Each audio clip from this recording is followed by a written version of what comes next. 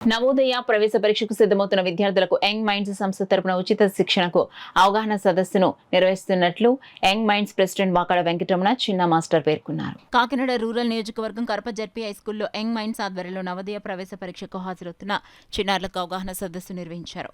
కార్యక్రమాన్ని ఎంఈఓ కృష్ణవేణి సత్యనారాయణ ప్రారంభించారు. కార్యక్రమంలో AP state research person Indira Gandhi పాల్గొని విద్యార్థులకు అవగాహన కల్పించారు. విద్యార్థులంతా యంగ్ మైండ్స్ సంస్థ నిర్వహిస్తున్న శిక్షణను సద్వినియోగించుకోవాలన్నారు. ఈ కార్యక్రమంలో విశ్వేశ్వరరావు, రంగారావు, మంగారావు, రమణమూర్తి, అలీం, నాగేశ్వరరావు, శ్రీనివాసరావు, విద్యార్థులు, ఉపాధ్యాయులు పాల్గొన్నారు.